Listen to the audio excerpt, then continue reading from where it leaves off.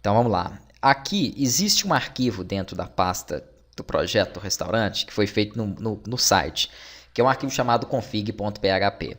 Esse arquivo eu vou copiar ele, vou deixar ele aqui dentro da pasta de arquivos, porque se você não fez o projeto do site, obviamente você não tem ele. Por que ele não veio para cá? Deixa eu ver aqui, deixa eu arrastar ele para cá. Obviamente você não tem ele, tá? E ele vai ter algumas configurações que serão interessantes aqui para o nosso projeto. Eu estou com ele aqui, ó. Deixa eu abrir. Uai, será que ele saiu de lá? Acho que eu movi ele, né? Não posso copiar desse jeito, não. Deixa eu copiar aqui do jeito convencional. Ele tem algumas configurações que nós vamos utilizar durante todo o projeto. Então, não faz sentido eu criar um config para o sistema e um config para o site, tá? Já que eu vou integrar tudo. Então, o que eu quero explicar é o seguinte. Você vai ter necessidade de ter um config. E não importa se você fez o site ou não. Nesse config que eu tinha feito, eu coloquei o endereço do site, eu coloquei o nome, o e-mail do administrador e algumas informações. Por que eu estou mostrando isso agora? Porque se ele não tiver nenhum usuário, ou seja, quando você cria um banco de dados e ele não tem nenhum usuário administrador, eu vou fazer com que o e-mail que esteja aqui seja o e-mail do administrador. Então, ele vai criar um usuário automaticamente com esse e-mail e uma senha 123. E no painel do administrador, depois ele vai poder alterar essa informação, tá? Ah, mas eu não fiz o módulo anterior, então eu não tenho essas variáveis que você colocou aqui. Não tem problema. Como que você vai fazer? Pega aquele arquivo config e coloca ele aqui, ó, junto ao sistema. Então, no meu projeto, para quem fez o site, ele está aqui fora. Ó. Se você não fez, o arquivo config vai ficar aqui. Ó. Pronto. Ele vai ficar neste local aqui, tá? Eu não vou ter dois, então eu vou tirar ele. Se ele ficar do lado da index, que é a index do seu sistema, que é o login, né, você vai precisar de fazer o seguinte, eu tenho que fazer a requisição dele. Então eu abro um bloco PHP aqui em cima, coloco um require underline once e aqui eu faço a requisição desse meu arquivo com o nome dele, que é config.php. Isso para quem está com ele nessa pasta. Lembre-se, caminho de arquivos, isso é o basicão do HTML, tá? Se o config estiver aqui do lado da index. Ah, mas ele não está do lado, ele está num diretório atrás, anterior a ela, então ponto barra. Assim ele volta uma pasta e encontra o arquivo config.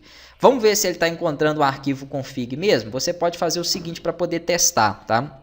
Você vem aqui, ó, dentro do bloco PHP ainda e dá um echo e-mail, acho que e-mail ADM, ou admin, como é que está escrito aqui?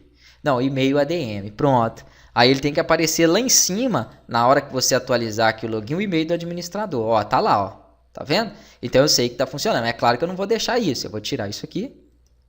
Pronto. Opa. Aí, ó.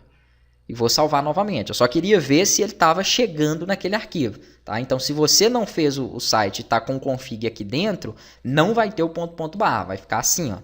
Isso é posição, né, do arquivo, caminho do arquivo dentro do seu projeto. Tá, por que eu estou mostrando isso? Porque agora nós vamos começar a utilizar o PHP e vamos fazer o primeiro comando aqui, ó, vou até deixar ele aberto assim. O primeiro comando, né, do banco de dados de inserção, inserir um usuário administrador, caso não exista nenhum. Porque senão nós temos que pensar nisso.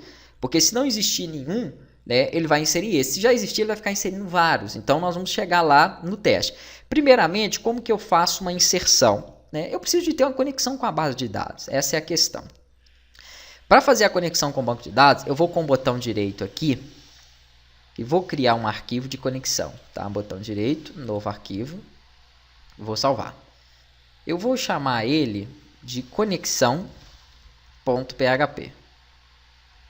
Conexão.php. Esse arquivo de conexão.php, ele vai precisar de fazer a requisição do meu config também. Então, vou abrir aqui um bloco PHP e mandar ele requisitar o meu config na posição que estiver lá, tá? Então, ele tem que voltar um diretório para poder conectar.